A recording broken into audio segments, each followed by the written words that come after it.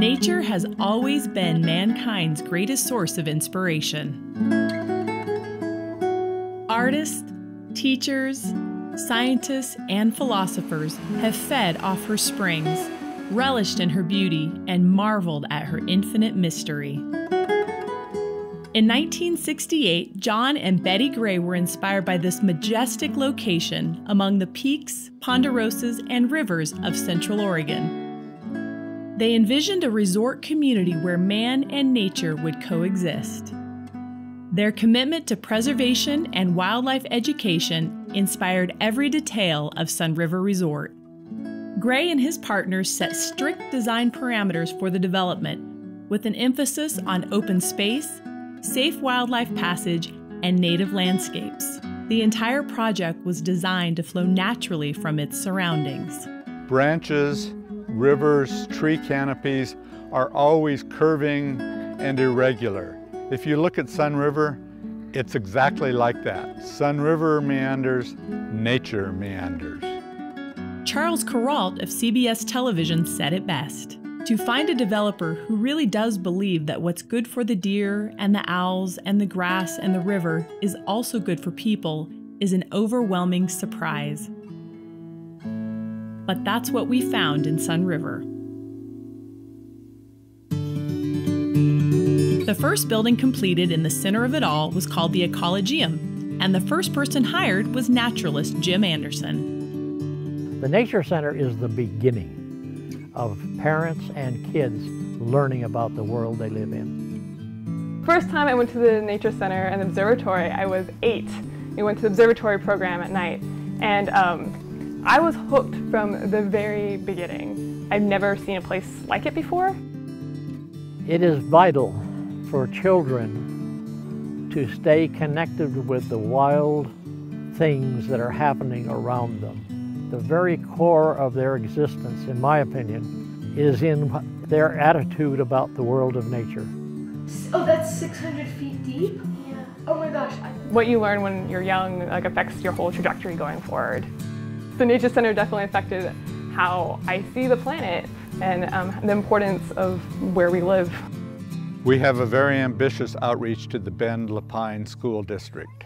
Our naturalists and experts in astronomy receive students and visit their classrooms, touching over 5,000 inquisitive minds a year. They teach basic principles of ecology, about bird behavior, and about the stars and planets. They involve students in junior naturalist projects on the spotted frog and on plants native to the region. We have facilities that were designed for at most 10,000 visitors a year. We presently have over 45,000 visitors a year. The Nature Center and Observatory has become, over the last 10 years, victims of our own success. Our rapid growth in visitor numbers has exceeded the capacity of our facilities. So the Board of Directors in 2017 kicked off a capital campaign. Those funds will be used to build a new Discovery Center, a new planetarium and theater, and a new outdoor education center. In addition to that, we'll use funds to expand and improve our raptor habitats, our botanical garden, and expand the footprint of the existing observatory. What that's going to allow us to do is greatly improve the visitor experience with new exhibits, traveling exhibits, and new opportunities for visitors to understand the natural world. He does look tired. He is nocturnal, so he is really busy at night. We have such a great group of staff and volunteers here at the Nature Center and Observatory. These new facilities will allow them to do so much more of what they already do so well. We were in a race. We get our constituency saying again and again and again, you need facilities that are of the same quality as your staff, because your staff are wonderful, but your facilities are in need of tender, loving care and expansion. So we're looking at the Whirlpool Galaxy. The staff are incredibly enthusiastic, and if it wasn't for them and taking the time and the patience to teach me when I was very young, I wouldn't be still doing astronomy today. And they are what makes the observatory such an amazing place. Often when you learn about astronomy facts, or you hear space news, It seems like a very distant and abstract concept. But when you're there, it's a tangible thing because you're seeing the actual galaxies and the actual star clusters for real. It's not a Hubble picture. And that is super unique. Because of just seeing that vastness of space, you realize that we really are on a small, pale dot. We affect the Earth and the Earth affects us.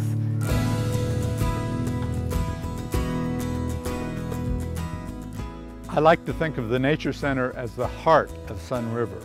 We are obligated to keep that vision alive. We are all collectively responsible for educating the next generation. And I'm convinced that a young person who looks a barn owl in the eye, and it's a magnificent thing to do because they have such big eyes, will be more concerned about destruction of that owl's habitat than somebody who has never looked a barn owl in the eye. The job of an educator is not to tell people what to think, but to tell them how. The key is to teach people, starting very young, how to observe and how to form hypotheses and how to rely on the evidence to draw conclusions. Science is fun, and when young people are exposed to people who know what they're talking about in science, then they can have fun as they learn how raptors can fly, how rockets can be launched, and how bees are operating in our hive. So if they're having fun, they absorb everything that goes on around them, and they absorb the science. And so when they leave here, they will take the experience of the fun along with the science that they have learned and retain it for life. Young people who are taught to use nature in a constructive way will grow up to become adults that use nature and don't use up nature. We need to have something left for others to enjoy in the next week, in the next year, in the next century. And that's what these teachers do with kids when they bring them out, to show them how one part is connected with another part. One piece of nature cannot exist without all of it being in good balance. The Sunriver Nature Center is the voice of nature's wisdom.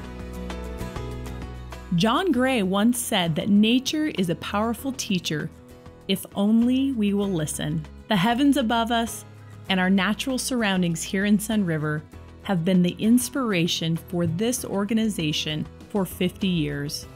Please help us continue to inspire generations to understand and cherish the natural world. Consider making a gift to the Sunriver Nature Center and Observatory. Your donations will help us carry on in the footsteps of John and Betty Gray.